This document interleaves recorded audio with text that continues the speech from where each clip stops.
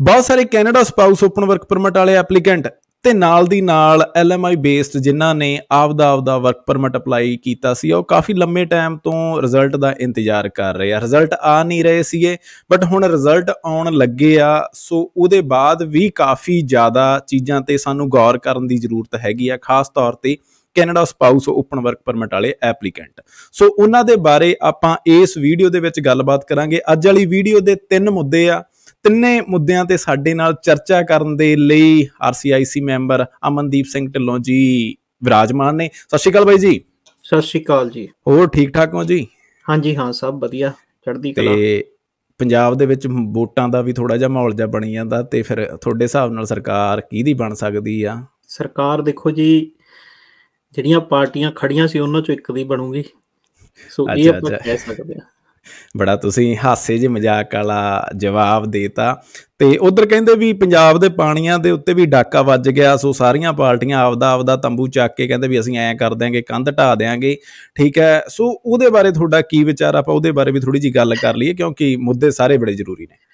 ਸੋ ਉਹਦੇ ਬਾਰੇ ਦੇਖੋ, ਮਤਲਬ ਉਹੀ ਆ ਵੀ ਸਾਰੀਆਂ ਪਾਰਟੀਆਂ ਉੱਤੋਂ ਤਾਂ ਰੌਲਾ ਪਾਉਂਦੀਆਂ ਨੇ। ਹੁਣ ਜਦੋਂ ਇਹਨਾਂ ਨੇ ਨੋਟੀਫਿਕੇਸ਼ਨ ਕੱਢਿਆ ਤਾਂ ਉਦੋਂ ਪਤਾ ਲੱਗਿਆ ਵੀ ਇਹ ਬਿੱਲ ਤਾਂ ਜਿਹੜੇ ਉਹ 18-19 ਦੇ ਪਾਸ ਕਰੀ ਬੈਠੇ ਆ ਉਹ। ਤੇ ਅੱਜ ਤੱਕ ਨਾ ਆਪਾਂ ਨੂੰ ਕਿਸੇ ਆਪਣੇ ਵੀ ਨਾ ਅਕਾਲੀਆਂ ਵਾਲੇ MP ਨੇ ਦੱਸਿਆ, ਨਾ ਕਾਂਗਰਸ ਵਾਲੇ MP ਨੇ ਦੱਸਿਆ, ਨਾ ਹੀ ਆਪਾਂ ਨੂੰ ਆਪ ਵਾਲੇ MP ਨੇ ਦੱਸਿਆ ਵੀ ਇਹ ਹੋਇਆ ਕੁਛ ਪਾਰਲੀਮੈਂਟ ਦੇ ਵਿੱਚ। ਸੋ ਇਹ ਆ ਵੀ ਜਦ ਕੋਈ ਬਾਹਰ ਚੀਜ਼ ਆ ਜਾਂਦੀ ਆ ਉਦੋਂ ਰੌਲਾ ਪਾ ਲੈਂਦੇ ਨੇ, ਤੇ ਜੇ ਉੱਥੇ ਹੋਇਆ ਸੀ ਤਾਂ ਇਹ ਹੋਣਗੇ। ਗੱਲ ਇਹ ਆ ਵੀ ਇਹਨਾਂ ਨੂੰ ਸਵਾਲ ਇਹ ਪੁੱਛਣ ਵਾਲੇ ਆ, ਪਰ ਉਹ ਫਿਰ ਵਿੱਚ ਲੋਕ ਪਾਰਟੀਬਾਜ਼ੀ 'ਚ ਉਹ ਹੋ ਜਾਂਦੇ ਆ ਵੀ ਆਪ ਦਾ ਵਿਰੋਧ ਕਰਦੇ ਹੋ ਤੁਸੀਂ, ਅਕਾਲੀਆਂ ਦਾ ਵਿਰੋਧ ਕਰਦੇ ਹੋ ਤੁਸੀਂ, ਕਾਂਗਰਸ ਦਾ ਵਿਰੋਧ ਕਰਦੇ ਹੋ। ਮੁੱਕਦੀ ਗੱਲ ਇਹ ਆ ਵੀ ਸਭ ਨੂੰ ਕੁਰਸੀ ਤੱਕ ਮਤਲਬ ਹੈ ਜੀ, ਕਿਸੇ ਨੂੰ ਕੋਈ ਲੈਣਾ ਦੇਣਾ ਨਹੀਂ ਹੈਗਾ। ਸੋ ਅੱਜ ਵਾਲੀ ਵੀਡੀਓ ਦੇ ਵਿੱਚ ਆਪਾਂ 3 ਮੁੱਦਿਆਂ ਤੇ ਗੱਲ ਕਰਨੀ ਆ ਬਾਈ ਜੀ, ਨੋਟ ਕਰ ਲਿਓ। ਸਪਾਊਸ ਓਪਨ ਵਰਕ ਪਰਮਿਟ ਦੀਆਂ PPR ਯਾਨੀ ਕਿ ਰਿਜ਼ਲਟ, ਬਹੁਤ ਜ਼ਿਆਦਾ ਸੋਹਣੇ ਰਿਜ਼ਲਟ ਆ ਰਹੇ ਆ। ਤੇ ਤੁਹਾਡਾ ਕੀ ਮੰਨਣਾ ਇਸ ਤੇ ਕਿ ਆਉਣ ਵਾਲੇ ਟਾਈਮ ਦੇ ਵਿੱਚ ਪ੍ਰੋਸੈਸਿੰਗ ਟਾਈਮ ਆ ਉਹ ਜਿਹੜਾ ਕਿੰਨੇ ਕੁ ਟਾਈਮ ਦੇ ਵਿੱਚ ਘੱਟ ਹੋ ਸਕਦਾ? ਬੈਕਲੌਗ ਦੇ ਬਾਰੇ ਵੀ ਗੱਲ ਕਰਾਂਗੇ। ਨਾਲ ਦੀ ਨਾਲ ਬਾਈ ਜੀ ਦੂਜਾ ਸਵਾਲ ਹੈਗਾ ਕਿ 2020 ਵਾਲੀਆਂ ਐਪਲੀਕੇਸ਼ਨਾਂ ਕਾਫੀ ਜ਼ਿਆਦਾ ਸਟਕ ਪਈਆਂ, 2021 ਵਾਲੀਆਂ ਵੀ ਸਟਕ ਪਈਆਂ। ਉਹਨਾਂ ਨੂੰ ਕਰਨਾ ਕੀ ਚਾਹੀਦਾ? ਇਹੋ ਜਿਹੇ ਕਿਹੜੇ ਆਪਸ਼ਨਸ ਹੈਗੇ ਆ ਜਿਨ੍ਹਾਂ ਦੀ ਫਾਈਲ ਸਟਕ ਹੋਈ ਪਈ ਆ, ਉਹ ਜੇ ਕੁਛ ਕਰਨਗੇ ਤੇ ਉਹਨਾਂ ਨੂੰ ਰਿਜ਼ਲਟ ਮਿਲ ਸਕਦਾ ਅੱਗੇ ਜਾ ਕੇ? ਜੀ ਤੀਜਾ ਬੜਾ ਮੇਨ ਮੁੱਦਾ ਬਾਈ ਜੀ, ਬਹੁਤ ਸਾਰੇ ਜਿਹੜੇ ਸਪਾਊਸ ਓਪਨ ਵਰਕ ਪਰਮਿਟ ਵਾਲੇ ਐਪਲੀਕੈਂਟ ਆ ਉਹਨਾਂ ਨੂੰ ਐਡੀਸ਼ਨਲ ਡਾਕੂਮੈਂਟ ਰਿਕੁਐਸਟਾਂ ਆ ਰਹੀਆਂ ਤੇ ਨੌਕ ਕੋਡ ਦਾ ਕਰਕੇ ਜਾਣੀ ਕਿ ਬਾਈ ਜੀ ਦਿੱਕਤ ਆ ਰਹੀ ਆ। ਸੋ ਅੱਜ ਤੁਸੀਂ ਸਾਰਾ ਨੌਕ ਕੋਡ ਦੇ ਬਾਰੇ ਦੱਸਣਾ ਵਿਸਤਾਰ ਨਾਲ। ਜੇ ਤੁਸੀਂ ਇਸ ਵੀਡੀਓ ਨੂੰ ਦੇਖੋਗੇ ਤਾਂ ਬਾਈ ਜੀ ਹੁਣੀ ਅੱਜ ਤੁਹਾਨੂੰ ਵਿਸਤਾਰ ਨਾਲ ਸਮਝਾ ਦੇਣਗੇ ਵੀ ਕਿੱਦਾਂ ਤੁਸੀਂ ਜੌਬ ਡਿਊਟੀਜ਼ ਫਾਈਂਡ ਕਰ ਸਕਦੇ ਆ, ਕਿੱਦਾਂ ਨੌਕ ਫਾਈਂਡ ਆਊਟ ਕਰ ਸਕਦੇ ਆ, ਟੀਅਰ ਕੋਡ ਕਦੋਂ ਤੱਕ ਲਾਗੂ ਹੋ ਸਕਦਾ। ਉਹ ਸਾਰੇ ਸਵਾਲ ਆ ਇਸ ਵੀਡੀਓ ਦੇ ਵਿੱਚ, ਸੋ ਉਹਦੇ ਬਾਰੇ ਆਪਾਂ ਗੱਲ ਕਰਾਂਗੇ। ਸੋ ਬਾਈ ਜੀ ਪਹਿਲਾ ਸਵਾਲ ਤੇ ਜਵਾਬ ਦਿਓ ਕਿ ਸਪਾਊਸ ਦੇ ਜਿਹੜੇ ਰਿਜ਼ਲਟ ਆ ਉਹ ਸਪੀਡ ਫੜ ਲਏ ਆ? ਜੀ ਹਾਂ, ਬਹੁਤ ਵਧੀਆ ਟਰੈਂਡ ਆ ਜੀ ਜਿਹੜਾ ਚੱਲ ਰਿਹਾ। ਮੈਂ ਤਾਂ ਸਗੋਂ ਇਹ ਕਹਿਣਾ ਵੀ ਇਹਨਾਂ ਦੀਆਂ ਮਤਲਬ ਕਈ ਵਾਰੀ ਨਾ ਉਹ ਲੱਗਦਾ ਹੁੰਦਾ ਵੀ ਆਪਾਂ ਜਿਵੇਂ ਟਰੈਂਡ ਫੋਲੋ ਕਰਦੇ ਰਹਿੰਦੇ ਹਾਂ, ਵੀ ਇਹਨਾਂ ਨੂੰ ਕੋਈ ਇੰਟਰਨਲ ਥੋੜਾ ਬਹੁਤਾ ਉਹ ਹੁੰਦਾ ਵੀ ਉਹ ਕੋਈ ਪੇਪਰ ਤੇ ਨਹੀਂ ਹੁੰਦਾ, ਆਪਾਂ ਸਾਬਤ ਨਹੀਂ ਕਰ ਸਕਦੇ। ਪਰ ਮਤਲਬ ਇਹ ਲੱਗਦਾ ਵੀ ਸਰਕਾਰ ਨੇ ਕਿਹਾ ਵੀ ਜਿਹਦੇ ਪੇਪਰ ਪੂਰੇ ਆ ਤੁਸੀਂ ADR ਭੇਜ ਦਿਓ, ਪੇਪਰ ਸਹੀ ਆ। ਸਪੈਸ਼ਲੀ ਜਿਹੜੇ ਪੋਸਟ ਗ੍ਰੈਜੂਏਟ ਵਰਕ ਪਰਮਿਟ ਵਾਲਿਆਂ ਦੇ ਸਪਾਊਸ ਆ, ਉਹਨਾਂ ਦੇ ਬਹੁਤ ਜ਼ਿਆਦਾ ਪੋਜ਼ਿਟਿਵ ਰਿਜ਼ਲਟ ਆ ਰਹੇ ਨੇ, ਸੋਹਣੇ ਰਿਜ਼ਲਟ ਆ ਰਹੇ ਆ। ਸੋ ਇਹ ਸਾਰਿਆਂ ਵਾਸਤੇ ਖੁਸ਼ਖਬਰੀ ਦੀ ਗੱਲ ਆ। ਬਾਕੀ ਜਿਵੇਂ ਤੁਸੀਂ ਟਾਈਮ ਲਾਈਨ ਦੀ ਗੱਲ ਕੀਤੀ ਆ, ਟਾਈਮ ਲਾਈਨ ਵੀ ਥੋੜ੍ਹੀ ਬਹੁਤੀ ਸੁਧਰੀ ਆ 52 ਤੋਂ, ਮਤਲਬ ਉਹਦੇ 'ਚ ਭਾਵੇਂ ਨਾ ਸੁਧਰੀ ਹੋਵੇ, ਆਉਣ ਵਾਲੇ ਉਹਨਾਂ 'ਚ ਹੋ ਜੂ। ਬਟ ਆਪਣੇ ਕੁਛ ਰਿਜ਼ਲਟ ਆ ਜਿਹੜੇ ਉਹ ਸਾਲ ਤੋਂ ਥੱਲੇ ਵਾਲੇ ਆਏ ਆ। ਸੋ ਉਹਦੇ ਕਰਕੇ ਇਹ ਆ ਵੀ ਟਾਈਮ ਲਾਈਨ 'ਚ ਵੀ ਫਰਕ ਪੈ ਰਿਹਾ। ਉਮੀਦ ਆ ਵੀ ਅਗਲੇ 4-5 ਮਹੀਨਿਆਂ ਦੇ ਵਿੱਚ ਆਪਾਂ ਨੂੰ ਟਾਈਮ ਲਾਈਨ 'ਚ ਬਹੁਤ ਫਰਕ ਦਿਖੂਗਾ। ਪਰ ਉਹਦੇ ਵਿੱਚ ਇੱਕ ਜਿਹੜਾ ਨਵਾਂ ਯੂਕਰੇਨ ਵਾਲਾ ਮਸਲਾ ਉਹ ਵੀ ਵਿਚਾਰਨਯੋਗ ਹੈ, ਕਿਉਂਕਿ ਇਹਨਾਂ ਨੇ ਇੱਕ ਨਵੀਂ ਪਾਲਿਸੀ ਕੱਢਤੀ ਹੈ ਕਿ ਯੂਕਰੇਨ ਦੇ ਜਿਹੜੇ ਸਿਟੀਜ਼ਨ ਨੇ ਉਹਨਾਂ ਨੂੰ ਬਿਨਾਂ ਕਿਸੇ ਵੀਜ਼ੇ ਤੋਂ ਕੈਨੇਡਾ ਆ ਸਕਦੇ ਆ ਤੇ 2 ਸਾਲ ਤੱਕ ਦਾ ਉਹਨਾਂ ਨੂੰ ਅਸੀਂ ਓਪਨ ਵਰਕ ਪਰਮਿਟ ਦੇਵਾਂਗੇ। ਸੋ ਉਹ ਪ੍ਰੋਸੈਸਿੰਗ ਕਰਨ ਵਾਸਤੇ ਵੀ ਰਿਸੋਰਸਿਸ ਚਾਹੀਦੇ ਆ। ਸੋ ਹੋ ਸਕਦਾ ਵੀ ਇਹ ਕਿਤੇ ਨਾ ਕਿਤੇ ਫੇਰ ਦੁਬਾਰੇ ਆਪਾਂ ਅੱਧ ਵਿਚਾਲੇ ਜੇ ਸਟਕ ਹੋ ਜਾਈਏ। ਇਹ ਦੇਖਣ ਤੋਂ ਹੀ ਪਤਾ ਲੱਗੂਗਾ ਵੀ ਇਹਨੂੰ ਕਿਵੇਂ ਇਹ ਅੱਗੇ ਡੀਲ ਕਰਦੇ ਆ ਇਹਦੇ ਨਾਲ। ਬਾਈ ਜੀ ਇੱਥੇ ਇੱਕ ਮਸਲਾ ਆ ਜਾਂਦਾ ਕਿ ਟਾਈਮਲਾਈਨਾਂ ਬਹੁਤ ਲੋਕ ਸ਼ੇਅਰ ਕਰਦੇ ਆ, ਠੀਕ ਹੈ ਜੀ। ਮੈਂ ਅੱਜ ਤੱਕ ਕਦੇ ਟਾਈਮਲਾਈਨ ਨਹੀਂ ਸ਼ੇਅਰ ਕੀਤੀ ਕਿਸੇ ਵੀ ਚੀਜ਼ ਦੀ, ਠੀਕ ਹੈ। ਆਪਣੇ ਵੀ ਵੀਜ਼ੇ ਆਉਂਦੇ ਆ ਬਾਈ ਜੀ, ਠੀਕ ਹੈ। ਆਪਾਂ ਚੁੱਪ ਚਾਪ ਅਗਲੇ ਨੂੰ ਕਹੀਦਾ ਵੀ ਭਾਈ ਪਾਸਪੋਰਟ ਲੈ ਕੈਨੇਡਾ ਪਹੁੰਚ, ਅਸੀਂ ਵੀ ਟਾਈਮਲਾਈਨਾਂ ਤੋਂ ਕੀ ਲੈਣਾ, ਕੀ ਫਰਕ ਪੈਣ ਲੱਗਿਆ। ਇਹ ਟਾਈਮਲਾਈਨ ਵਾਲਾ ਕੀੜਾ ਜਾਂ ਕੱਢ ਦਿਓ। ਤੁਸੀਂ ਵੀ ਬਹੁਤ ਸਾਰੇ ਲੋਕ ਦੇਖੇ ਹੋਣੇ, ਏਜੰਟ ਨਾ ਲਿਖ ਕੇ ਅੱਜ ਕੱਲ੍ਹ ਬੜਾ ਗਰੁੱਪਾਂ ਦੇ ਵਿੱਚ ਭਾਵੇਂ ਫਲਾਨੀ ਤਰੀਕ ਨੂੰ ਅਸੀਂ ਲਾਈ ਸੀ ਜੀ, ਫਲਾਨੀ ਨੂੰ ਆ ਹੋ ਗਿਆ। ਇਹ ਤਾਂ ਜਾਣੀ ਕਿ ਇਹਦਾ ਕੋਈ ਫਰਕ ਪੈਂਦਾ, ਜਾਂ ਐਵੇਂ ਮਾਤੜ ਬੰਦਿਆਂ ਨੂੰ ਐ ਜਾਣੀ ਕਿ ਚਾਰ ਨਾਸਤੇ ਇਹ ਬਣਾਈਆਂ ਵੀਆਂ ਚੀਜ਼ਾਂ। ਦੇਖੋ ਇਹਦੇ 'ਚ ਦੋ ਗੱਲਾਂ ਜੀ। ਪਹਿਲੀ ਚੀਜ਼ ਤਾਂ ਵੀ ਟਾਈਮਲਾਈਨ ਦੇ ਉੱਪਰ ਆਪਣਾ ਕੰਟਰੋਲ ਨਹੀਂ ਹੁੰਦਾ। ਜੋ ਟਾਈਮਲਾਈਨ ਵੀਜ਼ਿਆਂ ਦੀ ਚੱਲ ਰਹੀ ਆ ਉਹਦੇ 'ਤੇ ਕੋਈ ਫਰਕ ਨਹੀਂ ਪੈਂਦਾ ਤੁਸੀਂ ਫਾਈਲ ਕਿੰਨੀ ਵਧੀਆ ਬਣਾਈ ਆ ਜਾਂ ਫਾਈਲ ਕਿੰਨੀ ਮਾੜੀ ਬਣਾਈ ਆ, ਟਾਈਮਲਾਈਨ ਤਾਂ ਤੁਹਾਡੀ ਉਹੀ ਰਹਿਣੀ ਆ। ਜਦੋਂ ਤੁਹਾਡੀ ਫਾਈਲ ਪਹੁੰਚ ਗਈ, ਆਫਿਸਰ ਨੇ ਖੋਲ੍ਹ ਲਈ, ਉਹ ਉਦੋਂ ਹੀ ਖੋਲ੍ਹਣੀ ਆ। ਉਹਨੂੰ ਉਹ ਤੋਂ ਪਹਿਲਾਂ ਪਤਾ ਹੀ ਨਹੀਂ ਵੀ ਇਹ ਫਾਈਲ ਅਮਨਦੀਪ ਢਿੱਲੋਂ ਨੇ ਬਣਾਈ ਆ ਕਿ ਇਹ ਮੋਗੇ ਬੈਠੇ ਏਜੰਟ ਨੇ ਬਣਾ ਕੇ ਲਾਤੀ। ਉਹ ਤਾਂ ਉੱਥੇ ਹੀ ਜਾ ਕੇ ਪਤਾ ਲੱਗਣਾ। ਸੋ ਇੱਕ ਤਾਂ ਇਹ ਆ। ਦੂਜਾ ਜਿਹੜਾ ਮਤਲਬ ਮੇਰਾ ਮੰਨਣਾ ਇਹਦੇ ਮਸਲੇ 'ਚ ਵੀ, ਇਹ ਸ਼ੇਅਰ ਕਰਨ ਵਾਲੇ ਮਸਲੇ ਦੇ ਵਿੱਚ ਮੇਰਾ ਇਹ ਮੰਨਣਾ ਵੀ ਦੇਖੋ ਆਪਣਾ ਕੰਮ ਆ ਜੀ। ਉਹ ਜਿਵੇਂ ਕਹਿੰਦੇ ਆ ਵੀ ਉਹ ਇੱਕ ਪਾਕਿਸਤਾਨੀ ਚੁਟਕਲਾ ਸੀ, ਉਹ ਟਿਕਟੋਕ ਤੇ ਵੀ ਕਾਫੀ ਮਸ਼ਹੂਰ ਹੋਇਆ। ਉਹ ਕਹਿੰਦਾ ਵੀ ਤਨਖਾਹ ਕਿੰਨੀ ਆ, ਉਹ ਕਹਿੰਦਾ 18,000। ਕਹਿੰਦਾ ਉੱਤੋਂ ਕੀ ਆਉਂਦਾ, ਕਹਿੰਦਾ ਉੱਤੋਂ ਆਉਣ ਨੂੰ ਕਿਹੜਾ ਵੀ ਅਸੀਂ ਮਰਾਸੀ ਆ ਵੀ ਉੱਤੋਂ ਕੁਛ ਬੇਲਾਂ ਡਿੱਗਦੀਆਂ, ਤੇ ਜਿਹੜੀ ਆਉਂਦਾ ਆਹੀ ਆਉਂਦਾ। ਸੋ ਆਪਾਂ ਇੱਥੇ ਬੈਠੇ ਫਾਈਲਾਂ ਲਾਉਂਦੇ ਆ ਜੀ, ਸਵੇਰ ਤੋਂ ਸ਼ਾਮ ਤੱਕ ਫਾਈਲਾਂ ਲਾਉਂਦੇ ਆ, ਤਾਂ ਰਿਜ਼ਲਟ ਹੀ ਆਉਣੇ ਨੇ। ਹੋਰ ਉਹਦੇ 'ਚ ਕਿਹੜਾ ਆਪਾਂ ਨੂੰ ਕੋਈ IRCC ਨੇ ਕੋਈ ਕਹਿ ਲਓ ਵੀ ਆਪਾਂ ਨੂੰ ਕੋਈ ਇਨਾਮ ਭੇਜ ਦੇਣਾ। ਰਿਜ਼ਲਟ ਆਉਂਦੇ ਨੇ, ਰਿਜ਼ਲਟ ਆਈ ਜਾਂਦੇ ਨੇ, ਕੰਮਾਂ ਵਰਗਾ ਕੰਮ ਆ। ਦੂਜੀ ਚੀਜ਼ ਜਿਹੜੀ ਇਹਦੇ 'ਚ ਮੈਨੂੰ ਲੱਗਦੀ ਹੁੰਦੀ ਆ ਵੀ ਜਿਹੜੇ ਟਾਈਮਲਾਈਨ ਸਿਰਫ ਸ਼ੇਅਰ ਕਰਦੇ ਨੇ ਨਾ ਵੀ ਇੰਨੇ ਆ ਗਏ ਜੀ, 10 ਆ ਗਏ, 15 ਆ ਗਏ, ਆਹ ਆ ਗਿਆ, ਉਹ ਹੋ ਗਿਆ, ਉਹ ਜਾਂ ਤਾਂ ਉਹਦਾ ਫੇਰ ਫਾਇਦਾ ਉਹ ਨਾਲ ਆਪਦੇ ਰਿਫਿਊਜ਼ਲ ਵੀ ਸ਼ੇਅਰ ਕਰਨ।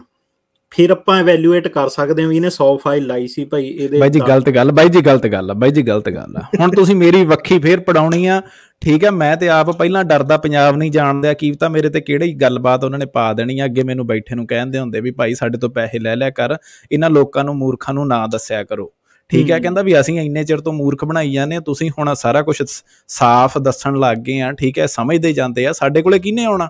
ਨਹੀਂ ਉਹਦੇ 'ਚ ਦੇਖੋ ਗੱਲ ਉਹੀ ਆ ਨਾ ਵੀ ਦੋ ਪਰਪਸ ਹੋ ਸਕਦੇ ਆ ਕਿਸੇ ਚੀਜ਼ ਨੂੰ ਸ਼ੇਅਰ ਕਰਨ ਦੇ, ਹਨਾ। ਹੁਣ ਮੈਂ ਵੀ ਟਿਕਟੋਕ ਤੇ ਵੀਡੀਓ ਪਾਉਣਾ, ਮੇਰਾ ਪਰਪਸ ਤਾਂ ਸਿੰਪਲ ਹੁੰਦਾ ਵੀ ਜਾਂ ਤਾਂ ਆਪਾਂ ਉਹ ਚੀਜ਼ ਸ਼ੇਅਰ ਕਰਦੇ ਹਾਂ ਜਿਹੜੀ ਨਵੀਂ ਅਪਡੇਟ ਆਈ ਹੈ, ਜਦੋਂ ਆਪਾਂ ਇੱਥੇ ਵੀ ਗੱਲ ਕਰਦੇ ਹਾਂ ਵੀ ਕੁਛ ਅਪਡੇਟ ਹੋਇਆ, ਜਾਂ ਆਪਾਂ ਉਹੋ ਜਿਹਾ ਕੋਈ ਕੇਸ ਕਈ ਵਾਰੀ ਸ਼ੇਅਰ ਕਰਦੇ ਹਾਂ ਜਿਹਦੇ ਤੋਂ ਕਿਸੇ ਨੂੰ ਕੁਛ ਸਿੱਖਣ ਤੋਂ ਮਿਲੇ, ਅਗਲਾ ਕੋਈ ਇਹੋ ਜਿਹੀ ਗਲਤੀ ਨਾ ਕਰੇ। ਹੁਣ ਜੇ ਆਪਣਾ ਪਰਪਸ ਇਹ ਆ ਵੀ ਮੈਂ ਦਿਖਾ ਰਿਹਾ ਜੀ ਮੇਰੇ ਇੰਨੇ ਵੀਜ਼ੇ ਆ ਗਏ, ਤਾਂ ਉਹ ਬੰਦੇ ਦਾ ਮਤਲਬ ਕਿਤੇ ਨਾ ਕਿਤੇ ਬੈਕ ਐਂਡ 'ਚ ਉਹਦਾ ਇਹ ਪਰਪਸ ਹੋ ਸਕਦਾ ਵੀ ਲੋਕ ਮੈਨੂੰ ਇਵੈਲੂਏਟ ਕਰਨ, ਇਹ ਬਹੁਤ ਵਧੀਆ ਕੰਸਲਟੈਂਟ ਆ ਜਾਂ ਬਹੁਤ ਵਧੀਆ ਏਜੰਟ ਆ। ਪਰ ਇਵੈਲੂਏਸ਼ਨ ਤਾਂ ਉਦੋਂ ਹੋਊਗੀ ਨਾ ਜਦੋਂ ਆਪਦੇ ਰਿਫਿਊਜ਼ਲ ਵੀ ਨਾਲ ਦੱਸੂਗਾ, ਫਿਰ ਆਪਾਂ ਪਰਸੈਂਟੇਜ ਕੱਢ ਲਾਂਗੇ। ਹੁਣ ਜੇ ਉਹਨੇ ਸਿਰਫ 10 ਐਕਸੈਪਟੈਂਸ ਪਾਤੀਆਂ, ਆਪਾਂ ਨੂੰ ਕੀ ਪਤਾ ਉਹਨੇ 1000 ਫਾਈਲ ਲਾਈ ਹੋਵੇ, ਉਹਦੀ ਜਿਹੜੀ ਐਕਸੈਪਟੈਂਸ ਦੀ ਰੇਟ ਆ ਉਹ 0.001% ਹੋਵੇ, ਆਪਾਂ ਨੂੰ ਥੋੜੀ ਪਤਾ। ਵੀ ਜਿਹੜਾ ਸ਼ੇਅਰ ਕਰਦਾ ਠੀਕ ਆ, ਉਹਨਾਂ ਦੀ ਮਰਜ਼ੀ ਆ, ਉਹਨਾਂ ਦਾ ਮਸਲਾ। ਪਰ ਮੈਨੂੰ ਲੱਗਦਾ ਵੀ ਉਹਨਾਂ ਨੂੰ ਨਾਲ ਰਿਫਿਊਜ਼ਲ ਵੀ ਕਰਨੇ ਚਾਹੀਦੇ ਆ, ਫਿਰ ਵਧੀਆ ਗੱਲ ਹੋਊਗੀ। ਫਿਰ ਜ਼ਿਆਦਾ ਲੋਕ ਜਾਣਗੇ ਉਹਨਾਂ ਕੋਲੇ, ਜਦੋਂ ਦਿਖਾਉਣਗੇ ਵੀ ਹਾਂ ਜੀ ਅਸੀਂ 100 ਫਾਈਲ ਲਾਈ ਸੀ, ਦੇਖੋ ਸਾਡੇ 70 ਆ ਗਏ। ਪਰ ਹੁਣ ਫਿਰ ਮਸਲਾ ਇਹ ਵੀ ਹੋ ਸਕਦਾ ਵੀ 100 ਚੋਂ 7 ਹੀ ਆਈਆਂ ਹੋਣ ਕਿਤੇ। ਬਾਈ ਜੀ ਤੁਸੀਂ ਨਾ ਗੱਲਾਂ ਨਾ ਬੜੀਆਂ ਜਾਣੀ ਕਿ ਉਹ ਕਰ ਜਾਂਦੇ ਹੋ, ਫਿਰ ਜਿਹੜੇ ਆਪਣੇ ਵੇਖਣ ਵਾਲੇ ਆ ਉਹਨਾਂ ਨੂੰ ਇਹ ਲੱਗਦਾ ਹੁੰਦਾ ਵੀ ਦੋਨੇ ਜੱਟ ਬੰਦੇ ਬੈਠੇ ਆ, ਠੀਕ ਹੈ, ਮਰੀ ਜਾਂਦੇ ਆ, ਠੀਕ ਹੈ। ਤੜਕੇ ਤੁਸੀਂ ਖਾ ਲੈਂਦੇ ਆ, ਤੜਕੇ ਮੈਂ ਖਾ ਲੈਂਦਾ, ਵੀ ਖਿੜੇ ਰਹਿੰਦੇ ਆ ਦੋਨੇ ਜਾਣੇ।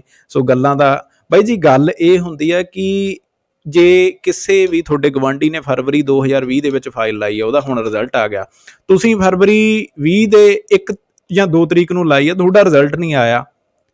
ਸੋ ਟਾਈਮਲਾਈਨ ਬਾਈ ਜੀ ਇਹ ਹੋ ਗਈ ਕਿ ਜੇ ਕਿਸੇ ਦਾ ਵੀਜ਼ਾ ਆ ਗਿਆ ਉਸ ਟਾਈਮ ਦੇ ਵਿੱਚ, ਉਸ ਮਹੀਨੇ ਦੇ ਵਿੱਚ ਅਪਲਾਈ ਕੀਤਾ, ਜ਼ਰੂਰੀ ਨਹੀਂ ਕਿ ਤੁਹਾਡਾ ਵੀਜ਼ਾ ਆ ਜਾਣਾ ਉਸ ਹਿਸਾਬ ਨਾਲ। ਇਹ ਸਮਝਾਓ ਮਾੜਾ ਜਿਹਾ ਬਾਈ ਜੀ, ਇਹ ਨਾ ਕਨਫਿਊਜ਼ ਬੜੇ ਹੋਏ। ਟਾਈਮਲਾਈਨਾਂ ਦੱਸੋ ਜੀ, ਟਾਈਮਲਾਈਨਾਂ ਨਾਲ ਐ ਹੋ ਗਿਆ, ਉਹ ਪਤੰਦਰੋ ਤੁਸੀਂ। ਟਾਈਮਲਾਈਨ ਜਿਹੜੀ ਤਾਂ ਹੁੰਦੀ ਆ ਉਹਨਾਂ ਨੇ ਦਿੱਤੀ ਹੋਈ, IRCC ਨੇ ਆਪਾਂ ਨੂੰ ਇੱਕ ਦਿੱਤਾ 52 ਵੀਕਸ। ਉਹਦਾ ਕੀ ਮਤਲਬ ਆ ਕਿ ਪਿਛਲੇ 3 ਮਹੀਨਿਆਂ ਦੇ ਵਿੱਚ ਅਸੀਂ 90% ਤੋਂ ਉੱਪਰ ਜਿਹੜੀਆਂ ਫਾਈਲਾਂ ਨੇ ਉਹ 52 ਵੀਕਸ 'ਚ ਕੀਤੀਆਂ ਨੇ। ਉਹਨਾਂ 'ਚ 5% ਹੋਣਗੀਆਂ ਜਿਹੜੀਆਂ 52 ਤੋਂ ਥੱਲੇ ਵੀ ਕਿਤੇ ਹੋ ਗਈਆਂ ਹੋਣ, 5% ਹੋਣਗੀਆਂ ਜਿਹੜੀਆਂ 52 ਤੋਂ 54 ਵੀ ਚੱਲ ਗਈਆਂ, 57 ਵੀ ਚੱਲ ਗਈਆਂ, ਹੋ ਸਕਦਾ 2 ਸਾਲ ਵੀ ਕਿਸੇ ਫਾਈਲ ਨੂੰ ਪਏ ਹੁੰਦੇ ਹੋਣ। ਹੁਣ ਇਹਦੇ 'ਚ ਫੈਕਟਰ ਨੇ ਜੀ। ਦੇਖੋ ਪਹਿਲੀ ਚੀਜ਼ ਤਾਂ ਮੈਂ ਜਿਵੇਂ ਕਿਹਾ ਵੀ ਜਦ ਆਫਿਸਰ ਕੋਲ ਫਾਈਲ ਪਹੁੰਚਣੀ ਉਹਨੂੰ ਪਤਾ ਹੀ ਨਹੀਂ ਵੀ ਫਾਈਲ ਦੇ ਵਿੱਚ ਕੀ ਲਿਖਿਆ। ਹੁਣ ਉਹਨੇ ਫਾਈਲ ਖੋਲ ਲਈ, ਹੁਣ ਇੱਕ ਫਾਈਲ ਆ, ਦੇਖੋ ਜੀ ਇੱਕ ਪ੍ਰੋਫਾਈਲ ਆ, ਮੈਂ ਤੁਹਾਨੂੰ ਦੱਸਦਾ ਵੀ ਬੰਦੇ ਇੱਥੇ ਜਿਹੜਾ ਐਪਲੀਕੈਂਟ ਆ ਮੇਨ, ਉਹ ਮਾਸਟਰਸ ਕਰ ਰਿਹਾ, ਉਹਦਾ ਜਿਹੜਾ ਸਪਾਊਸ ਹੈ ਉਹਦੀ ਮਾਸਟਰਸ ਕੀਤੀ ਹੋਈ ਆ, IT ਕੰਪਨੀ 'ਚ ਜੋਬ ਲੱਗੀ ਆ, 1.25 ਲੱਖ ਦਾ ਪੈਕੇਜ ਆ, ਗੜਗਾਉਂ ਬੰਦਾ ਬੈਠਾ, ਠੀਕ ਹੈ। ਆਫਿਸਰ ਨੂੰ ਕਿੰਨਾ ਟਾਈਮ ਲੱਗੂਗਾ ਡਿਸੀਜਨ ਦੇਣ ਨੂੰ? ਉਹਨੇ ਕੀ ਕਰਨਾ? ਵੱਧ ਤੋਂ ਵੱਧ ਉਹਨੇ ਕੰਪਨੀ ਗੂਗਲ ਕਰਨੀ ਆ, ਹਾਂ ਬੰਦਾ ਜੀ ਬਹੁਤ ਵੱਡੀ ਕੰਪਨੀ 'ਚ ਕੰਮ ਕਰ ਰਿਹਾ, ਉਹਦੀ ਲਿੰਕਡਇਨ ਪ੍ਰੋਫਾਈਲ ਵੀ ਹੋਣੀ, ਉਹਨੇ ਲਿੰਕਡਇਨ ਪ੍ਰੋਫਾਈਲ 'ਤੇ ਜਾਣਾ, ਠੀਕ ਆ ਜੀ ਬੰਦਾ ਵਾਕਈ ਇੱਥੇ ਕੰਮ ਕਰ ਰਿਹਾ, ਚੈੱਕ ਹੋ ਗਿਆ, ਬੈਕਗਰਾਊਂਡ ਚੈੱਕ ਉਹਦਾ 3 ਦਿਨਾਂ 'ਚ ਕਲੀਅਰ ਕਰ ਸਕਦਾ ਉਹ।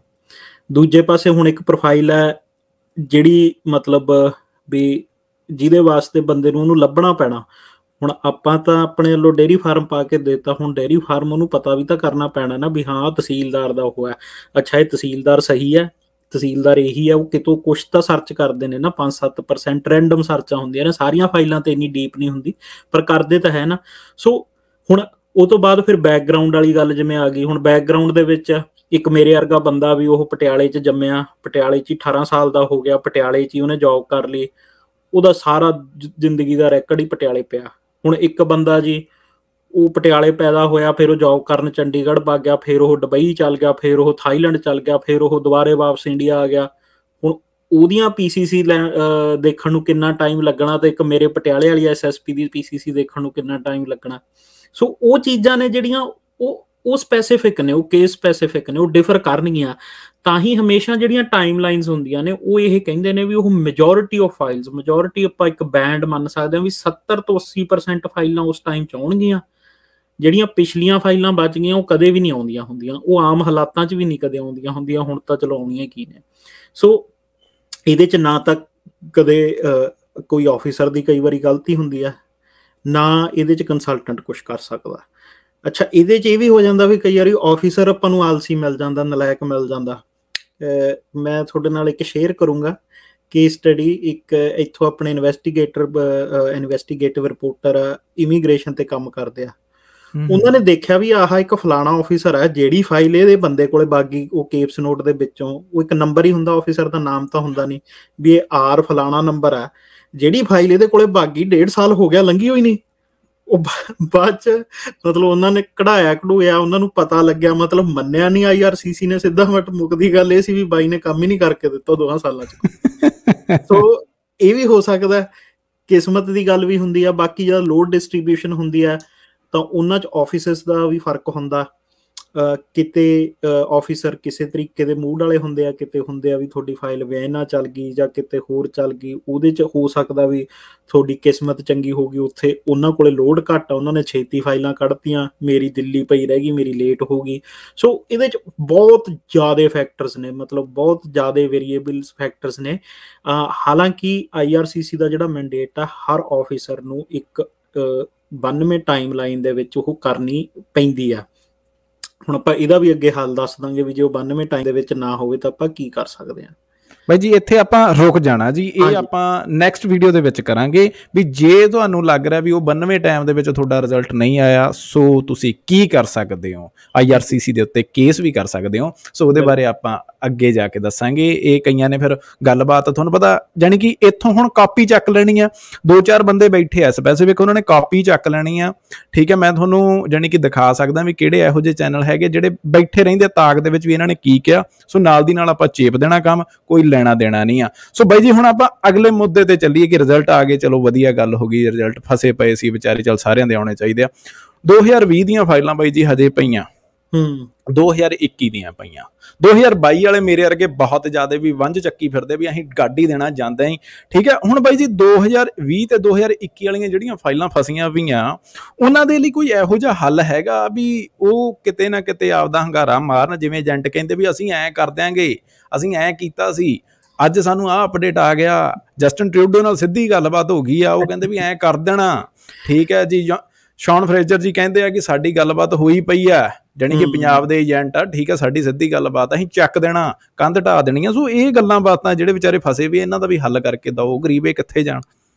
ਸੋ ਉਹਦੇ ਦੇਖੋ ਜੀ, ਉਹਦੇ ਕਈ ਤਾਂ ਜਿਹੜੇ ਸੌਫਟ ਹੱਲ ਨੇ ਆਲਰੇਡੀ ਆਪਾਂ ਨੂੰ ਪਤਾ ਨੇ। ਸੌਫਟ ਹੱਲ ਤਾਂ ਉਹ ਹੁੰਦਾ ਵੀ ਪੋਲੀ ਜੀ ਤੁਸੀਂ ਹੁੱਜ ਮਾਰਤੀ, ਵੀ ਵੈਬ ਫਾਰਮ ਪਾਤਾ, ਉਹਨਾਂ ਨੂੰ MP ਤੋਂ ਕਹਾਤਾ, ਇਹ ਤਾਂ ਸੌਫਟ ਹੱਲ ਨੇ। ਫਿਰ ਹਾਰਡ ਹੱਲ ਇਹਦਾ ਉਹੀ ਆ, ਬਟ ਉਹ ਹੁੰਦਾ ਉਦੋਂ ਹੀ ਆ ਜਿਹਦੀ ਆਪਾਂ ਗੱਲ ਕਰ ਰਹੇ ਸੀ ਕੇਸ ਵਾਲੀ, ਬਟ ਉਹ ਹੁੰਦਾ ਉਦੋਂ ਹੀ ਆ ਜਦ ਮਤਲਬ ਵੀ ਆਪਣੀ ਉਹ ਟਾਈਮ ਲਾਈਨ ਟੱਪ ਕੇ ਉੱਪਰ ਵੀ ਹੋਰ 3-4 ਮਹੀਨੇ ਟੱਪ ਕੇ, ਮਤਲਬ ਇਹ ਲਾ ਲਓ ਵੀ ਮੋਟਾ ਮੋਟਾ ਜਿਨ੍ਹਾਂ ਨੂੰ 1.5 ਸਾਲ ਹੋ ਗਿਆ ਉਹਨਾਂ ਵਾਸਤੇ ਉਹ ਹੱਲ ਬਹੁਤ ਕਾਰਗਰ ਆ।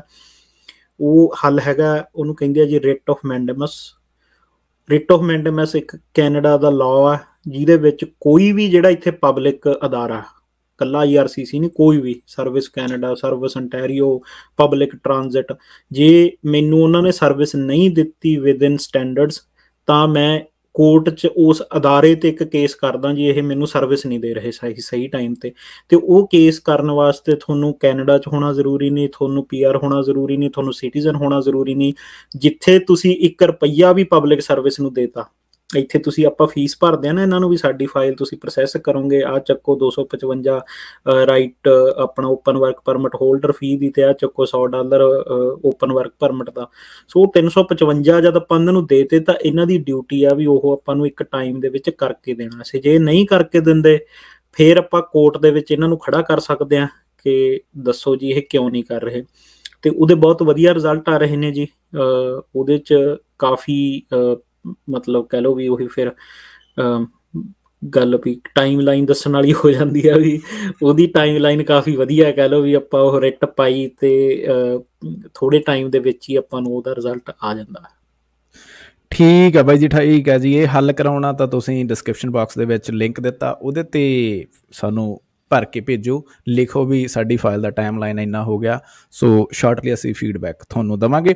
ਹੁਣ ਬਾਈ ਜੀ ਅਗਲਾ ਮੁੱਦਾ ਆ ਗਿਆ ਨੌਕ ਕੋਡ ਦਾ। ਸੋ ਮਾੜਾ ਜਿਹਾ ਨੌਕ ਕੋਡ ਵਾਲਾ ਹੁਣ ਮੈਂ ਤੁਹਾਨੂੰ ਦਿਖਾਤਾ ਜੀ ਵੀ ਨੌਕ ਕੋਡ ਕਿੱਦਾਂ ਕਰਨੇ, ਕਿਉਂਕਿ ਬਹੁਤ ਸਾਰੇ Canada spouse open work permit ਵਾਲੇ ਐਪਲੀਕੇਸ਼ਨਾਂ ਹੈਗੀਆਂ ਜਿਨ੍ਹਾਂ ਦੀਆਂ ਰਿਫਿਊਜ਼ਲਾਂ ਐਡੀਸ਼ਨਲ ਡਾਕੂਮੈਂਟ ਰਿਕੁਐਸਟ ਆਉਣ ਤੋਂ ਬਾਅਦ ਵੀ ਉਹਨਾਂ ਦਾ ਜੋਬ ਲੈਟਰ ਨਹੀਂ ਸਹੀ। ਸੋ ਪੰਜਾਬ ਦੇ ਵਿੱਚ ਜਿਹੜੇ ਚੰਦ ਬੈਠੇ ਆ ਉਹ ਫਿਰ ਕਾਪੀ ਪੇਸਟ ਬਣਾਈ ਜਾਂਦੇ ਆ। ਸੋ ਚੱਲੀ ਜਾਂਦਾ ਹਰੇਕ ਸਪੈਸੀਫਿਕ ਬੰਦੇ ਦੀਆਂ। ਪਹਿਲੀ ਗੱਲ ਤਾਂ ਮੈਂ ਇਸ ਵੈਬਸਾਈਟ ਨੂੰ ਦਿਖਾਉਣ ਦਾ, ਜੋ ਕੈਨੇਡਾ ਦੀ ਵੈਬਸਾਈਟ ਆ ਜਿਹਦੇ ਤੇ ਨੌਕ ਕੋਡ ਤੇ ਟਾਈਟਲ ਤੇ ਸਾਰਾ ਕੁਝ ਦਿੱਤਾ ਹੁੰਦਾ, ਇਸ ਨੂੰ ਦਿਖਾਉਣ ਦਾ ਮਤਲਬ ਇਹ ਆ ਕਿ ਤੁਸੀਂ ਇੱਥੋਂ ਫਾਈਂਡ ਆਊਟ ਕਰ ਸਕਦੇ ਆ, ਇੱਥੋਂ ਤੁਸੀਂ ਸਾਰਾ ਕੁਝ ਦੇਖ ਸਕਦੇ ਆ ਤੇ ਇੱਦਾਂ ਤੁਸੀਂ ਆਪਦੇ ਇੰਪਲੋਇਰ ਨਾਲ ਗੱਲ ਕਰ ਸਕਦੇ ਹੋ। ਸੋ ਨੌਕ ਕੋਡ ਦੇ ਬਾਰੇ ਆਪਾਂ ਗੱਲ ਕਰਾਂਗੇ। ਬਾਈ ਜੀ ਸਮਝਾਓ ਸਾਰਾ ਕੁਝ। ਸੋ ਨੌਕ ਕੋਡ ਦਾ ਜੀ ਦੇਖੋ ਸਿੱਧਾ ਜਿਹਾ ਹੱਲ ਇਹ ਆ ਵੀ ਜੇ ਤੁਸੀਂ ਆਪਦਾ ਨੌਕ ਕੋਡ ਲੱਭਣਾ, ਤੁਹਾਨੂੰ ਮਾੜਾ ਮੋਟਾ ਪਤਾ ਜਾਂ ਤੁਹਾਨੂੰ ਕੋਡ ਪਤਾ ਜਾਂ ਤੁਹਾਨੂੰ ਨਾਮ ਪਤਾ ਜਾਂ ਤੁਹਾਨੂੰ ਜੌਬ ਡਿਊਟੀਜ਼ ਪਤਾ ਨੇ, ਕਿਸੇ ਵੀ ਇੱਕ ਚੀਜ਼ ਤੋਂ ਆਪਾਂ ਫੜ ਕੇ ਤੁਰ ਸਕਦੇ ਹਾਂ।